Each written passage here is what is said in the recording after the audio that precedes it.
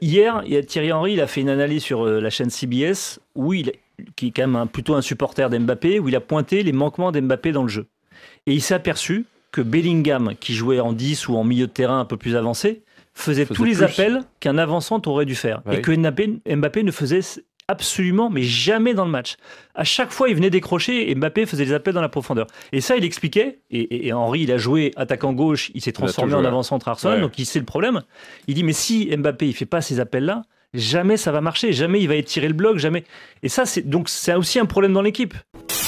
Ils voulaient relever la tête. Ils ont encore coulé sur leur pelouse hier soir, les Merengues, sifflés par le public de Bernabéu après la gifle administrée donc par les Rossoneri. Ça fait 15 ans que cette équipe ne battait pas le Real sur sa pelouse. Alors évidemment, c'était un autre temps, 2009. Mais bon. C'était pour honorer Ancelotti. Exactement. Qui a une si longue histoire avec ces deux clubs en plus. Mais l'équipe donc de Paolo Fonseca, qui parfois est très contestée, Matteo nous le dit, du côté de Milan, eh bien là, ils ont enfoncé le Real Madrid. Carlo Ancelotti ne peut que constater les dégâts et constater surtout l'impuissance de son armada. La réalité, c'est qu'il nous manque quelque chose sur le terrain. L'équipe n'a pas su montrer une bonne version d'elle-même, en particulier lors des 2 derniers matchs, et il est impératif d'améliorer cela. En ce moment, la préoccupation est palpable. Les prochaines nuits vont être longues, mais c'est un passage obligé. Il faut penser collectivement, se concentrer sur les améliorations nécessaires et retrouver cette solidarité qui a longtemps fait notre force, mais qui nous fait défaut aujourd'hui. 9 buts encaissés lors des derniers matchs, c'est trop pour une équipe comme la nôtre, bâtie sur la cohésion. Et c'est là le cœur du problème. Alors on a vu un entraîneur, bon, c'est pas du genre très expressif sur le banc, notre cher Carlo Ancelotti. Mais là, on a quand même vu un entraîneur avec un visage particulièrement sombre et fermé. 2 défaites en 4 journées, alors qu'il y a 3 matchs à domicile pour cette équipe. Là, c'est quand même... Ils ont encaissé 9 buts en 3 matchs, si je ne me trompe pas, entre le 4-0, machin. Bon. Des failles surtout, plutôt, disons, en défense et en milieu de terrain. Tchouaméni sifflé aussi. Elle est où la solution, Bruno, pour cette équipe ? Avant tu as 20 minutes là. Avant de trouver la solution, il faut regarder où sont les problèmes. Et c'est surtout qu'il y a beaucoup de problèmes dans cette équipe. Et c'est assez extraordinaire. Il y a des absents aussi. Il y a des absents. Il y a surtout eu un départ important, celui de Toni Kroos. Bien sûr, mais il y a Alaba qui n'est pas là quand même.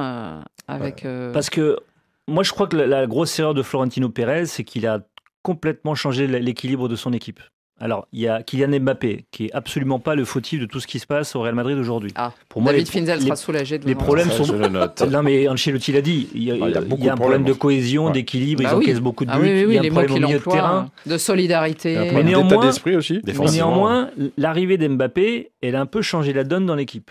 Elle a aujourd'hui, celui qui est sacrifié, c'est Bellingham, qui était l'un des hommes forts la saison passée. À la même époque, l'année dernière, il remportait le Classico quasiment à lui tout seul en marquant 2 buts. C'est le meilleur joueur d'Europe l'année dernière, à cette époque. Et aujourd'hui, il est baladé à droite, à gauche, bref, et du coup, il est perdu. Et Ils sont tous un peu perdus sur le terrain, d'ailleurs. Ben oui, mais quand vous sortez Kroos, de l'équation, Bellingham, vous le baladez faire un bouche-trou, et qu'ensuite, vous avez Mbappé, qui est absolument pas un avant-centre, on est tous d'accord là-dessus, et qui, du coup, on voit bien qu'avec Vinicius... Franchement, quel est le club au monde qui a l'un des meilleurs joueurs attaquant gauche, se dit cet été, je vais aller chercher un joueur qui est bon sur le côté gauche quand il revient sur son pied droit dans l'axe parce que ça va nous faire du bien. Ils l'ont déjà. Ils l'ont déjà ce choix. Ils l'ont déjà ce joueur-là. Ou alors il faut vendre Vinicius. Bah oui, non, mais c'est le problème. Non, tu fais un choix et tu les fais tourner à 2, mais sauf que tu vas perdre. Bah oui, aucun club ne ferait ça. C'est comme si on disait aujourd'hui que Liverpool allait chercher un attaquant droit pour remplacer Mo Salah qui est toujours très bon. Donc il n'y a pas de solution. Mais non, mais les solutions, il faut trouver l'équilibre. Aujourd'hui, le Real Madrid a j'ai envie de dire, ils ont fait du PSG. C'est-à-dire qu'ils ont ramené un problème à un endroit où il n'y avait pas de problème. C'est ça. Je prends l'exemple Vous connaissez bien ça. Je prends l'exemple de Donnarumma avec Navas. Ouais. On avait un gardien extraordinaire qu'on n'avait pas eu depuis je sais pas combien d'années. Et derrière, tu ramènes Donnarumma. Et là, tu crées un problème. Et en fait, derrière, tout part en vrille. Et ben là, aujourd'hui, c'est ça. Sauf que, bah voilà, ça coûte cher.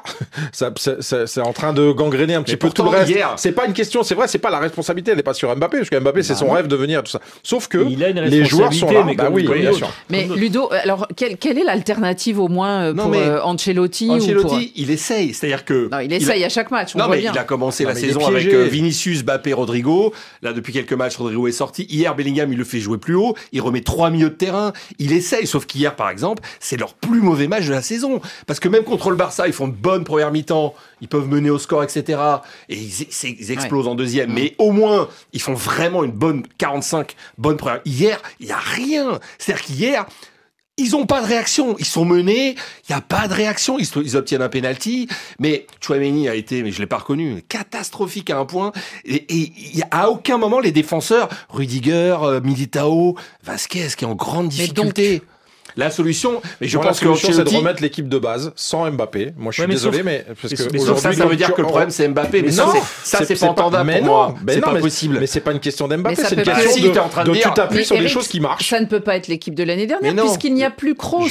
Déjà. Et que Modric il est sur la jante quand même. Tu te débrouilles au milieu de terrain pour mettre soit Camavinga en plus avec Tchouaméni ou tu te débrouilles avec Kroos, avec Modric. Mais ça sera toujours bancal devant. Hier, Thierry Henry, il a fait une analyse sur la chaîne CBS qui est quand même plutôt un supporter d'Mbappé, où il a pointé les manquements d'Mbappé dans le jeu. Et il s'est aperçu que Bellingham, qui jouait en 10 ou en milieu de terrain un peu plus avancé, faisait tous les appels qu'un avançant aurait dû faire. Et que Mbappé ne faisait absolument, mais jamais dans le match. À chaque fois, il venait décrocher et Mbappé faisait des appels dans la profondeur. Et ça, il expliquait. Et Henry, il a joué attaquant gauche, il s'est transformé en avant-centre Arsenal, donc il sait le problème. Il dit, mais si Mbappé, il fait pas ces appels-là, jamais ça va marcher, jamais il va étirer le bloc, jamais. Et ça, c'est aussi un problème dans l'équipe. Et non, pour le coup, Benzema l'a dit aussi. Il a dit Mbappé n'est pas un numéro 9.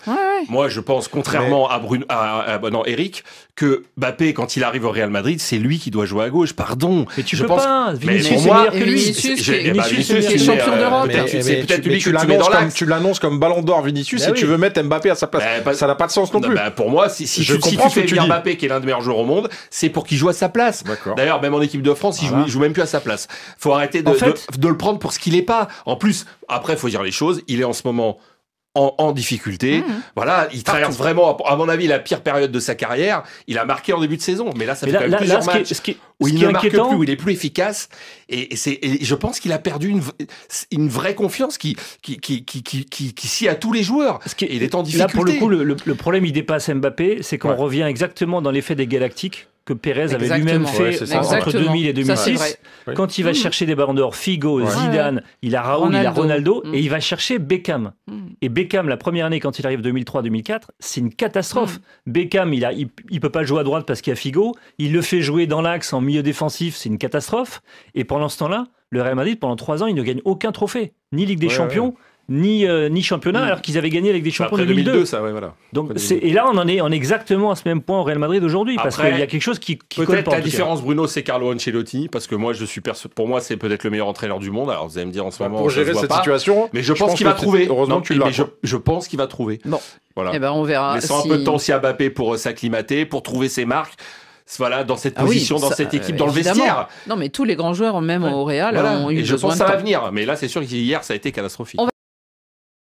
9 buts encaissés en 3 matchs, les gars. Ça fait en moyenne 3 buts encaissés par match. Le Real Madrid ne va pas bien. Le Real Madrid a concédé sa 2e défaite consécutive à domicile. Ça faisait environ 15 ans que le Real n'avait plus jamais connu 2 défaites d'affilée à domicile. Cela, toi et bienvenue dans cette vidéo. Dans cette vidéo, on va parler du Real. On va parler de la Maison Blanche. La Maison Blanche prend feu. Mais avant de commencer, si tu me découvres à travers cette vidéo, ici, on parle de foot. Ici, on est passionné par le foot. Le foot, c'est notre passion. Donc, si tu es intéressé par la thématique et surtout, si tu aimes ce genre de contenu, n'hésite pas à t'abonner, d'activer la cloche de notification pour ne rien manquer des prochaines vidéos qui vont arriver ici. La chaîne, si c'est fait, on est parti. Alors, les gars, le Real Madrid est en crise. C'est clair, le Real Madrid est en crise. Carlo Ancelotti, il est même en danger. Le Real Madrid, en 2 matchs à domicile, le Real Madrid a perdu. Ça faisait environ 15 ans que le Real n'avait plus jamais connu 2 revers d'affilée à domicile. Le Real Madrid fait 9 buts encaissés en 3 matchs. Le Real Madrid, ils ont failli même perdre contre le Borussia Dortmund. Imaginez, Si le Real perd contre le Borussia Dortmund, c'est que ça devait même faire 3-4 défaites d'affilée, puisque le match contre le Borussia Dortmund, il a fallu d'un grand Vinicius pour ramasser la vapeur. Il a fallu que le Real Madrid se réveille en seconde période. Sinon, le Real a fait une première période catastrophique. Ça a un grand Thibaut Courtois ce match-là. Le Real prenait même 3-0 à la mi-temps. Et je pense qu'à 3-0, le match serait plié. Donc, une équipe du Real qui est vraiment dans le dur. Beaucoup de personnes disent que non, c'est parce que le Real n'a pas anticipé, c'est parce que le Real n'a pas recruté tout. Sauf que le Real a beaucoup recruté. Et lorsque tu recrutes un truc, tu recrutes Adam Goule. Ça montre à quel point tu recrutes, tu anticipes. C'est juste que, pour l'instant, la mayonnaise n'est pas en train de prendre. La mayonnaise n'est pas en train de prendre. Le Real a beaucoup recruté. Beaucoup recruté. Ils ont des jeunes pépites, Adam Goule, Hendrick et j'en passe. Sauf que ça ne prend pas. Ça ne prend pas. Et Ancelotti aussi, il n'ose pas faire les choix forts. Tout le monde le voit, tout le monde le sait. Kylian Mbappé, il n'est pas bon. Il n'est pas bon. Et lorsque tu n'es pas bon, tu dois être sur le banc.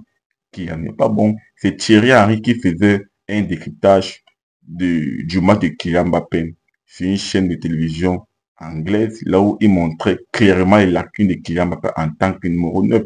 Et c'est criant, les gars. Kylian Mbappé, il a fait un match pourri contre le Milan. Il détonnait n'importe comment, il ne savait même pas où se trouver. Pourtant, c'est un poste où Kylian peut s'ajuster. Je pense que si la Casette a pu le faire, la Casette, pour ceux qui savent, la Casette c'était un ailier. La Casette de base, c'était un ailier de formation. Il a su s'ajuster en tant que numéro 9. Et aujourd'hui, c'est un très grand buteur. Cristiano Ronaldo, son mentor aussi, c'était un ailier de formation. En Manchester United, il tribait tout, mais sauf qu'il a su se réajuster. Kylian peut le faire. C'est juste une question de travail.